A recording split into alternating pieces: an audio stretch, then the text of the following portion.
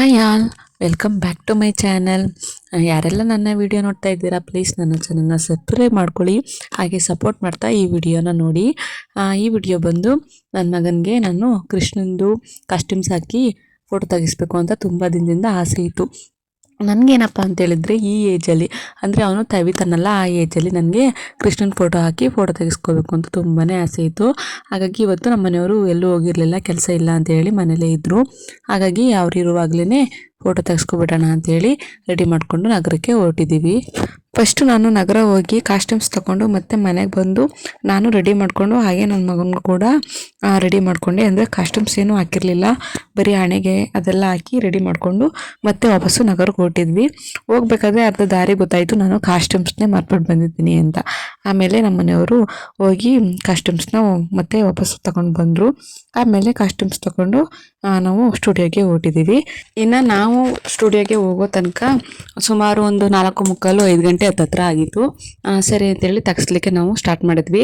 ನನ್ನ ಮಗ ಅಂತೂ ಹೋದಾಗ ಆರಾಮಾಗಿದ್ದ, ಪರವಾಗಿಲ್ಲ ಆರಾಮಾಗಿದ್ದಾನೆ, ತೆಗಿಸ್ಬೋದು ಅಂತ ಅಂದ್ಕೊಂಡ್ವಿ. ಆದರೆ ಸುಮಾರು ಹೊತ್ತಾದ್ಮೇಲೆ ಅವನು ಕಿರಿ ಮಾಡೋಕ್ಕೆ ಸ್ಟಾರ್ಟ್ ಮಾಡ್ಕೊಂಡ. ಕೊನೆಗೂ ಅವನು ಕಿರೀಟನ ತಲೆಗೆ ಹಾಕ್ಸ್ಕೊಳ್ಳೇ ಇಲ್ಲ. ಸರಿ ಅಂತೇಳಿ ಅವರು ಬಿಡಿ ನಾವು ಎಡಿಟ್ ಮಾಡ್ಕೋತೀವಿ ಅಂತೇಳಿ ಹಂಗೆ ತೆಗೆದ್ರು. ಆಮೇಲೆ ಸರಿ ಅಂತೇಳಿ ನನ್ನ ಮಗನೂ ಸಿಂಗಲ್ ಫೋಟೋ ತೆಗೆಸ್ಕೊಂಡು ನಾನು ಕೂಡ ಜೊತೆಲಿ ಫೋಟೋಸ್ಗಳನ್ನ ತೆಗೆಸ್ಕೊಂಡೆ. ಇನ್ನು ಫೈನಲ್ ಲುಕ್ಕು ಹೇಗಿತ್ತು ಅಂತ ಒಂದು ಕ್ಲಿಪ್ ಹಾಕ್ತೀನಿ, ನೋಡ್ಕೊಂಡು ಬನ್ನಿ.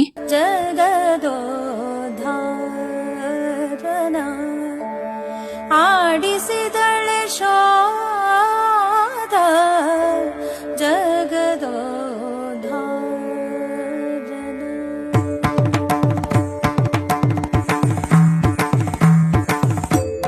ಸುಗುಣಾಂತರಂಗನ ಆಡಿಸಿದಳೆ ಶೋಧೆ, ಸುಗುಣಾಂತರಂಗನ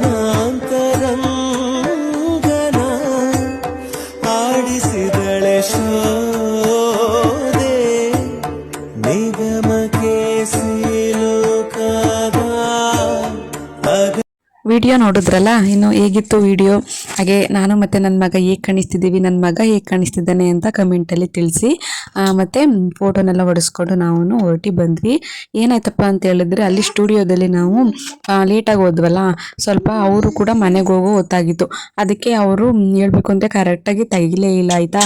ನನಗೆ ಕೂರಿಸ್ಕೊಂಡು ಮತ್ತು ತವಿತಾರಲ್ಲ ಕೃಷ್ಣ ಆ ಥರ ಪೋಸ್ ಎಲ್ಲ ಕೊಟ್ಕೊಂಡು ಆ ಥರ ಎಲ್ಲ ತೆಗೆಸ್ಕೋಬೇಕು ಅಂತ ತುಂಬಾ ಆಸೆ ಇತ್ತು. ಎಲ್ರಿಗೂ ಗೊತ್ತಿರೋ ಹಾಗೆ ಮಕ್ಕಳು ಸಾಮಾನ್ಯವಾಗಿ ಈ ಥರಕ್ಕೆಲ್ಲ ಅವರು ಸ್ಪಂದಿಸಲ್ಲ, ಅಂದರೆ ನಾವು ಹೇಳ್ದಂಗೆ ಮಕ್ಕಳು ಕೇಳಲ್ಲ. ಹಾಗಾಗಿ ಮಕ್ಕಳನ್ನ ಸ್ವಲ್ಪ ಹೊತ್ತು ಸಮಾಧಾನ ಮಾಡಿ ಆಟ ಆಡಿಸ್ಕೊಂಡು ಆಮೇಲೆ ನಾವು ಫೋಟೋನ ತೆಗಿಬೇಕು. ನಮಗಿಂತ ಹೆಚ್ಚು ಜಾಸ್ತಿ ಸ್ಟುಡಿಯೋದವರು ಅದಕ್ಕೆ ಆಸಕ್ತಿ ಕೊಟ್ಟು ಮಕ್ಕಳನ್ನ ಆಟ ಆಡಿಸ್ಕೊಂಡು ಫೋಟೋಸ್ನ ತೆಗಿಬೇಕು. ಆದರೆ ಇವರು ಮನೆಗೆ ಹೋಗೋ ಆತ್ರದಲ್ಲಿದ್ರೇನೋ ಅದಕ್ಕೋಸ್ಕರ ಇಲ್ಲ ಬಿಡಿ ಆಗಲ್ಲ, ಅವನು ಕೂರಲ್ಲ, ಅವನು ತವೆಯಲ್ಲ ಅಂತೇಳಿ ನೆಪ ಹೇಳಿ ಅವರು ಸರಿಯಾಗಿ ತೆಗಿಲೇ ಇಲ್ಲ. ಇನ್ನೇನು ಮಾಡೋಕ್ಕಾಗುತ್ತೆ ಅಂತ ಆದಷ್ಟು ಫೋಟೋ ಅಷ್ಟೇ ತೆಗೆಸ್ಕೊಂಡ್ವಿ. ಇನ್ನು ಆ ವಿಡಿಯೋಲಿ ನೋಡ್ಬೋದು ನನ್ನ ಮಗ ಬರ್ತಾ ದಾರಿಲಿ ಅವ್ರ ಅಪ್ಪನ ಜೊತೆ ಗಾಡಿ ಓಡಿಸ್ಕೊಂಡು ಬರ್ತಾ ಇದ್ದ. ಗಾಡಿ ಓಡಿಸ್ಕೊಂಡು ಬರ್ಬೇಕಾದ್ರೆ ಅವ್ನ ಎಡದ್ಗೈ ನೋಡಿ ಗೇರ್ ಮೇಲೆ ಇತ್ತು. ಇನ್ನು ಮುಂದೆ ಸ್ವಲ್ಪ ದೂರ ಬಂದ್ಮೇಲೆ ಟ್ರಾಫಿಕ್ ಸಿಕ್ತು ಆಯ್ತಾ. ಟ್ರಾಫಿಕ್ ಅಲ್ಲೂ ಕೂಡ ಅವನು ಕೈನೇ ಎತ್ತಿಲ್ಲ, ಕೈ ಎಲ್ಲಿತ್ತು ಅಲ್ಲೇ ಹಿಡ್ಕೊಂಡು ಕುಂತ ಇದ್ದ. ಇನ್ನು ನಾವು ಏನಾದರೂ ಸ್ನ್ಯಾಕ್ಸ್ ತಿನ್ನೋಣ ಅಂತೇಳಿ ಬಂದು ಇಲ್ಲಿ ಗೋಬಿ ತಿನ್ಕೊಂಡು ಹೊರಟಿದ್ವಿ. ನನ್ನ ಮಗನ ಕೈಗೆ ಅವ್ರ ಮನೆಯವರು ನಮ್ಮ ಗಾಡಿ ಬೀಗನ ಆಟ ಆಡಲಿಕ್ಕೆ ಕೊಟ್ಟಿದ್ರು. ಇವನು ಹೆಂಗೆ ಅಂದರೆ ಏನಾದರೂ ಆಟ ಆಡೋಕ್ಕೆ ಕೊಟ್ಟರೆ ಸಾಕು ಅದನ್ನು ಹೊರಗಡೆ ಎಸಿಬೇಕು, ಆ ಥರ ಇವನಿಗೆ ತುಂಬ ಇಷ್ಟ. ಇವಾಗ ಇಲ್ಲಿ ಕೂತಿದ್ದೀವಲ್ವ, ಗಾಡಿಯಿಂದ ಹೊರಗಡೆ ಕೀನು ಕೂಡ ಎಸೆಯೋಕ್ಕೆ ಅವನು ಟ್ರೈ ಮಾಡ್ತಾ ಇದ್ದಾನೆ. ಅದನ್ನು ನೋಡಿ ಇಲ್ಲಿ ಮಾತಾಡ್ಕೊಂಡು ನಗ್ತಾ ಇದ್ವಿ. ಇನ್ನು ತಿನ್ಕೊಂಡು ನಾವು ಮನೆಗೆ ಹೊರಟು ಬಂದ್ವಿ. ಇದ್ರ ಜೊತೆ ನಾನು ನನ್ನ ಮಗನಿಗೆ ಹುಡುಗಿ ಕಾಸ್ಟ್ಯೂಮ್ನು ಕೂಡ ಹಾಕಿ ಅದನ್ನು ಕೂಡ ಫೋಟೋ ತಗೊಂಡಿದ್ದೀನಿ. ಅದನ್ನು ಕೂಡ ನಾನು ಈ ಲಾಗಲ್ಲೇ ಶೇರ್ ಮಾಡ್ಕೊತಾ ಇದ್ದೀನಿ. ನಾನು ಕ್ರಿಶ್ಚಿಯನ್ ಕಾಸ್ಟ್ಯೂಮ್ಸ್ ಹಾಕ್ಸ್ಬೇಕಾದ್ರೆ ನನ್ನ ಮಗನಿಗೆ ಸ್ವಲ್ಪ ಕಿವಿಯೆಲ್ಲ ನೋವು ಮಾಡಿಬಿಟ್ಟಿದ್ದೆ. ಅದಕ್ಕೆ ಅವನು ಈ ಹುಡುಗಿ ಡ್ರೆಸ್ ಹಾಕಿ ಫೋಟೋ ತೆಗಿಬೇಕಾದ್ರೆ ಫುಲ್ಲು ನನ್ನ ಹತ್ರ ಬರೋದಕ್ಕೆ ಎದುರ್ಕೊತಿದ್ದ. ಅವನು ನಮಗಂತೂ ಸಾಕು ಮಾಡಿ ಹಾಕ್ಬಿಟ್ಟಿದ್ದಾನೆ, ಕೈಗೆ ಸಿಗ್ತಾ ಇರಲಿಲ್ಲ. ನನ್ನ ನೆನೆ ಥರ ನೋಯಿಸ್ಬಿಡ್ತಾರೇನೋ ಅಂತೇನೋ ಅಥವಾ ಬೈಕೆ ಏನೋ ಅವನು ನನ್ನ ಹತ್ರನೇ ಬರ್ತಾ ಇರಲಿಲ್ಲ. ನಮ್ಮ ಮನೆಯವರಿದ್ದರೆ ಅಂತೂ ನನಗೆ ಆರಾಮಾಗಿ ರೆಡಿ ಮಾಡೋಕ್ಕೆ ಈಸಿ ಆಗ್ತಾಯಿತ್ತು. ಅವರಿದ್ರಂತೂ ಆರಾಮಾಗಿ ಕುಂತ್ಕೊಬಿಡ್ತಿದ್ದ, ಯಾವ ಟೆನ್ಷನು ಇರ್ತಿರ್ಲಿಲ್ಲ. ಅವರು ಕೆಲ್ಸಕ್ಕೆ ಹೋಗಿದ್ರಲ್ಲ, ಹಾಗಾಗಿ ನನಗೆ ಸ್ವಲ್ಪ ಕಷ್ಟ ಆಗೋಯ್ತು. ಇವಾಗಂತೂ ಇವ್ನು ರೆಡಿ ಮಾಡಲಿಕ್ಕೆ 3 ಜನ ಬೇಕಾಗಿತ್ತು. 3 ಜನ ಇಟ್ಕೊಂಡು ಅವನ್ನ ರೆಡಿ ಮಾಡಿದ್ದೀವಿ. ಕೈಗೆ ಸಿಗ್ತಾ ಇರಲಿಲ್ಲ. ಸ್ವಲ್ಪ ಹಿಡಿದು ತೊಡೆ ಮೇಲೆ ಕೂರಿಸ್ಕೊಂಡ್ರೆ ಸಾಕು ಓಡೋದು ಮುಂದೆ ಈ ಥರ ಎಲ್ಲ ಮಾಡ್ತಿದ್ದ. ಸಿಕ್ಕಿದ್ದೆಲ್ಲ ಕೈ ಕೊಟ್ಟು ಅವನ್ನ ಸಮಾಧಾನ ಮಾಡಿ ರೆಡಿ ಮಾಡಿದ್ದೀವಿ. ಇನ್ನು ನಾನು ನನಗೆ ಟ್ರೆಡಿಷನಲ್ ಲುಕ್ಕು ಅಂದರೆ ತುಂಬ ಇಷ್ಟ. ಆವಾಗಿಂದನೂ ಅಷ್ಟೇ, ನನಗಂತೂ ಟ್ರೆಡಿಷನಲ್ ಲುಕ್ಕು ಅಂದರೆ ತುಂಬ ಇಷ್ಟ. ಅದಕ್ಕೆ ನನ್ನ ಮಗನೂ ಇವಾಗ ಟ್ರೆಡಿಷನಲ್ ಲುಕ್ಕಲ್ಲೇ ರೆಡಿ ಮಾಡ್ತಾ ಇದ್ದೀನಿ. ಒಂದು ಪಿಂಕ್ ಕಲರು ಫ್ರಾಕ್ ಇತ್ತು. ಆ ಫ್ರಾಕು ಅಷ್ಟೇ ನನ್ನ ಫೇವ್ರೆಟ್ ಕಲರೇ ಸಿಕ್ತು. ಅದಕ್ಕೆ ತುಂಬಾ ಖುಷಿ ಆಗ್ಬಿಡ್ತು ನನಗೆ.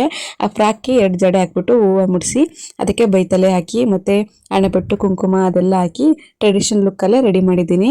ಇದ್ರ ಜೊತೆ ನಾನು ಬಳೆನೂ ಕೂಡ ತಂದಿದ್ದೆ ಆಯಿತಾ. ಬಳೆ ಏನು ಮಾಡಿದ್ದೀನಿ ಅಂದರೆ ಸ್ವಲ್ಪ ನಾನು ದೊಡ್ಡದು ಸೈಜನ್ನು ತಂದುಬಿಟ್ಟಿದ್ದೆ. ಅವ್ನ ಕೈಗೇನೆ ಅದು ಆಗ್ತಾನೆ ಇರಲಿಲ್ಲ. ಪದೇ ಪದೇ ಎತ್ತೋದು ಕೈ ಎತ್ತೋದು ನೆಲ ಕೊಡಿಯೋದು ಹಿಂಗೆ ಮಾಡಿನೇ ಅರ್ಧ ಬಳೆನೇ ಹೊಡೆದಾಕ್ಬಿಟ್ಟಿದ್ದ. ಇನ್ನೇನು ಮಾಡೋದು ಅಂತ ಅಟ್ಲೀಸ್ಟ್ ಫೋಟೋಗಾದರೂ ಇರಲಿ ಅಂತ ಬರೀ ಫೋಟೋಲ್ಲಷ್ಟೇ ಬಳೆ ಐತೆ ಅಷ್ಟೇ. ಇನ್ನು ವಿಡಿಯೋದಲ್ಲಂತೂ ಬಳೆ ಇಲ್ವೇ ಇಲ್ಲ.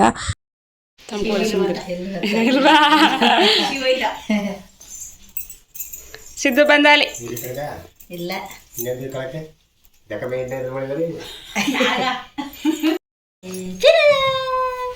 ಏ ಬಂಗಾರಿ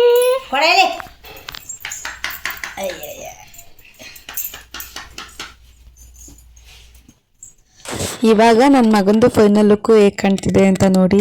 ನಿಜವಾಗ್ಲೂ ಎಷ್ಟು ಕ್ಯೂಟಾಗಿ ಕಾಣ್ತಿದ್ದ ಅಂದರೆ ನಮ್ಮ ಕಣ್ಣೇ ತಾಗ್ತೇನೋ ಅಷ್ಟು ಇಷ್ಟ ಆಗ್ಬಿಟ್ಟ. ಹೇಳ್ಬೇಕು ಅಂದರೆ ಹುಡುಗನ ಡ್ರೆಸ್ಗಿಂತ ಹುಡುಗಿ ಡ್ರೆಸ್ಸಲ್ಲೇ ತುಂಬ ಚೆನ್ನಾಗಿ ಕಾಣ್ತಾ ಇದ್ದ. ನನಗಂತೂ ಆ ಡ್ರೆಸ್ನ ರಿಮೂವ್ ಮಾಡೋದಕ್ಕೆ ಮನಸ್ಸಿಲ್ಲ, ಅಷ್ಟು ಚೆನ್ನಾಗಿ ಕಾಣ್ತಾ ಇದ್ದ. ಇದ್ರ ಜೊತೆ ಫೋಟೋಸ್ ಕೂಡ ಶೇರ್ ಮಾಡ್ತೀನಿ. ಇಷ್ಟ ಆದರೆ ಪ್ಲೀಸ್ ಒಂದು ಲೈಕ್ ಕೊಡಿ. ಅಂದದ ಬೊಂಬೆಗೆ ಗಂಧದ ಶೃಂಗಾರ, ಅಂದದ ಬೊಂಬೆಗೆ ಗಂಧದ ಶೃಂಗಾರ, ಚಂದದ ಬೊಂಬೆಗೆ ಹೂವಿನ ವಯ್ಯಾರ, ಬಂಗಾರಕ್ಕೆ ಬಂಗಾರದ ಒಡವೆಯಾಕೆ ಹೇಳಿ ತಂದನ, ಹೂವಿಗೆ ಹೂವಿನ ಅಲಂಕಾರ ಯಾಕೆ ತಂದನ, ನಿನ್ನ ನಗುವೆ ಬಂಗಾರ ಮೌನ ಅಲಂಕಾರ, ನಿನ್ನ ಅಂದವ ನೋಡಿ ನಾನು ಕವಿಯಾಗಲ್ಲ, ಅಂದಕ್ಕೆ ಅಂದ ತಂದ ತಂದಾನ. ಇನ್ನು ಇವತ್ತಿನ ವಿಡಿಯೋ ಇಷ್ಟ ಆಗಿರುತ್ತೆ. ಯಾರಿಗೆಲ್ಲ ಈ ವಿಡಿಯೋ ಇಷ್ಟ ಆಯಿತು ಪ್ಲೀಸ್ ಒಂದು ಲೈಕ್ ಮಾಡಿ. ಹಾಗೆ ನನ್ನ ಮಗ ಹೇಗೆ ಕಾಣ್ತಿದ್ದೀರ ಅಂತ ಕಮೆಂಟಲ್ಲಿ ಹೇಳಿ. ಹಾಗೆ ಇನ್ನೂ ಯಾರೆಲ್ಲ ನನ್ನ ಚಾನಲ್ನ ಸಬ್ಸ್ಕ್ರೈಬ್ ಮಾಡ್ಕೊಂಡಿಲ್ಲ ಪ್ಲೀಸ್ ಸಬ್ಸ್ಕ್ರೈಬ್ ಮಾಡಿ ಹಾಗೆ ಸಪೋರ್ಟ್ ಮಾಡಿ. Thank you.